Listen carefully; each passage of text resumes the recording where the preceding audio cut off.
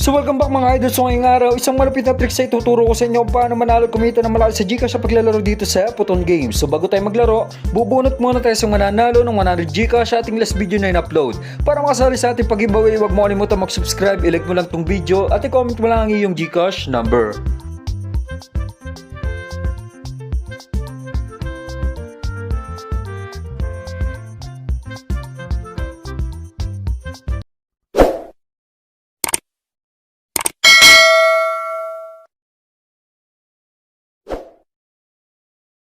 So yun mga idol, so ngayong araw, so maglalaro ulit tayo dito sa Puton Game. So bago yun sa mga wala pang Puton Game, sa mga hindi nakakalam, si Puton Game may isang application o isang laro kung saan pwede kang kumita ng Gcash, maglalaro ka lang. So para ma-download tong application, click nyo lang yung download link sa description ng video tapos mag-register kayo. So para ba mag-register kapag na-install nyo na tong Puton Game? So click nyo lang tong register, tapos fill upan nyo lang yung apat na to.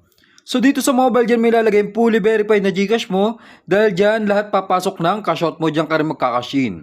Sa password, gumawa ka lang ng 6-digit na password mo. Dito naman sa CAPTCHA, click mo lang tong send, may magte-text sa inyong verification code dito sa number na nilagay mo sa taas sa mobile. Sa referral ID, so pwede nyo gamitin yung referral ID ko, so i-type mo lang 1021381. So kapag napila pa mo na yung apat na to, click mo lang tong confirm, so automatic meron ka ng account, tapos pwede mo nang ilagin o malalagin ka na sa game. So maglagin ka lang mga idol. So bali ngayon mga idol, bago tayo magsimula sa laro, so tuturuan ko muna kayo kung paano mag-cash in dito. So paano ba mag-cash in dito mga idol kapag wala kang coins? So click mo lang tong wallet. So dito para makapag-cash in mga idol may dalawang paraan. Actually tatlo nga, Gcash Online, Gcash, tsaka Maya. Pero dito tayo magpo-focus sa Gcash Online tsaka sa Gcash. Dito tayo magka-cash in mga idol sa Gcash Online. So paano ba mag-cash in dito sa Gcash Online mga idol? So ipapakita ko sa inyo mga idol kung paano mag-cash in dito. So for example, magkakash in ng 1,000, click nyo lang itong 1,000, tapos may makikita kayong number dito, click nyo lang yung copy. So kapag nakopy mo na yung number dito sa game, punta lang sa Gcash mo. So mag-send ka lang ng 1,000 dun sa number na kinopy mo sa Puton Game. So click mo lang tong send, express send, i-paste mo lang yung number na kinopy mo sa game, tapos yung amount kung magkano yung gusto mong i-cash in. Sa akin 1,000, click mo lang tong next, so pay 1,000. Kapag successful na, screenshot mo tong resibo, tapos mag-back ka lang. Punta ka dito sa transaction history. So makikita mo dito mga idol, nung nag-send ka ng 1,000, click mo lang yan. May makikita ka dito ang reference number, copy mo lang yan. So kapag na-copy mo na, balik ka lang dito sa game, sa Puton Game. Tapos ilagay mo yung reference number na kinopy mo dito sa enter the reference number sa baba. So kapag na-paste mo na, click mo tong OK, click mo tong submit. So automatic papasok na yung kinash in mo kung magkano man yung kinash in mo. So i-refresh mo lang yung app mga idol, no? So halimbawa naman ganito yung cash in na na-encounter mo sa Gcash. So for example, dito madali mag-cash in mga idol, no? So para ka lang nagbabayad sa DragonPay, EasyPay. For example, nilik mo yung amount kung magkano gusto mo i-cash in. So ilalagin mo lang dito yung Gcash mo, may dadating sa inyong verification code, maglalagin ka lang. So automatic mapepay na yung kung magkano man yung gusto mong i-cash in dito sa game. So ganun lang mga idol, no? Kung paano mag-cash in. So ngayon magpo-proceed na tayo sa actual game natin mga idol. So ituturo ko na sa inyo kung diskarte kung paano manalo dito. So yun mga idol, so maglalaro tayo dito sa Puton Game. So ngayon lang ulit tayo maglalaro dito sa Dragon Tiger. So nakikita nyo 5,005 yung ating total balance. So papalaguin natin yan dito. So para ba manalo dito mga idol, ano yung discount yung ginagamit ko? So chinecheck ko lagi yung mga dating lumabas o history result. So check nyo dyan kung ano madalas na nangyayari sa pattern. So for example mga idol, bago kayo tumaya, so nakikita nyo, so wala pang trend ng Dragon. So ano ba yung tinutukoy kong trend? Yung trend mga idol, yun yung patong-patong yung result o sunod-sunod yung tama. For example, sunod-sunod na Dragon, sunod-sunod na Tiger, yun yung trend. So unang taya natin kung interest tama tayo. So 1,000 taya natin doon. So may kabig-kabing 950.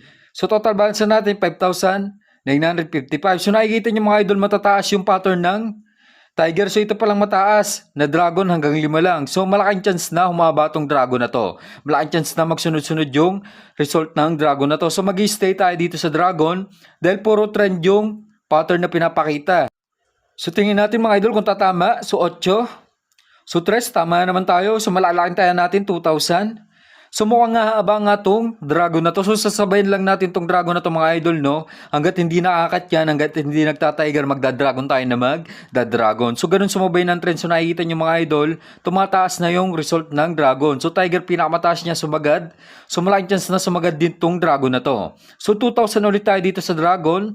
So hanggat di napuputol yan, sabayin lang natin yung mga idol, no? So hindi tayo sasalungan sa pinapakita ng pattern. Hanggat tumatama tayo mga idol, so tuloy-tuloy lang natin yung pagpatong na yan.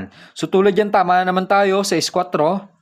So yung 5K natin kanina, 9,755 na. So mahaba na tong dragon na to. So next round, automatic dragon pa rin tayo dito mga idol. Hindi na natin kailangan mag-isip kung anong tatayan natin next round, no?